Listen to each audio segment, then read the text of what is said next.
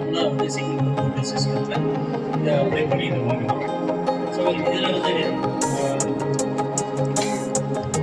Item பார்த்தீங்கன்னா phone number 977 so window 7 மீட்டரில் so அதனால் சிஸ்டர்ஸ் வந்து நம்ம கேட்டகரி ஹைட்டு மட்டும் ஹைட்டு டைமென்ஷன் கொடுத்து அதை வெரிஃபிகேஷன் செக் பண்ணிவிட்டு நமக்கு ரிப்போர்ட்டில் இருந்ததுன்னா கொடுக்கும்போது இல்லைனா நம்ம எரர் சொல்லிட்டு நமக்கு ரிப்போர்ட்டில் ஜென்ரேட் ஆகிடும். அண்ட் இந்த யூனிட் எஃப்ஏ இந்த யூனிட் எஃப்ஏன்றது ஒவ்வொரு டோலிங் யூனிட்டை பற்றி பேசணும். ஏன்னா each and every dwelling 75 to 150 square feet ஒரு கார் பார்க் தேவைப்படுது. 50 to 70 ஃபீட் இருந்தால் 2 டோலிங் யூனிட் ஒரு car and each dwelling unit ஒரு 2 வீலர் வேணும்.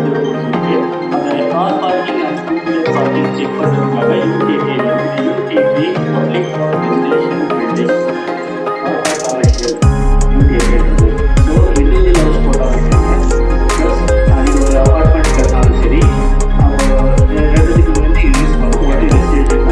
வந்து அதர் ரெசிடென்ஷியல் பில்டிங்னா 0.9 மீட்டரும் அண்டு கமர்ஷியல் பில்டிங்னா 1.5 மீட்டர்.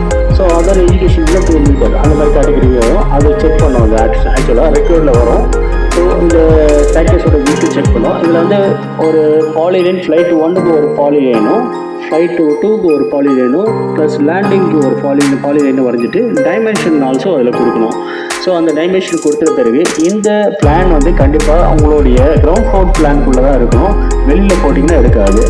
ஏன்னா சாம்பிள் ட்ராயிங் கொடுக்குறத வச்சு நிறைய பேர் பிளானில் ஒன்று இருக்குது அண்டு இவங்க வரைகிற பாலிலைனில் ஒன்று வரைஞ்சி மிஸ்மேட்சாக இருக்குது. அதனால் உள்ளே தான் கரெக்டாக அது எங்கேனா வரைஞ்சிட்டு பட் நீங்கள் ரிப்போர்ட் ஜென்ரேட் ஆகிறதுக்கு முன்னாடி அது உங்களுடைய பில்டப் ஏரியாவுக்கு உள்ளே தான்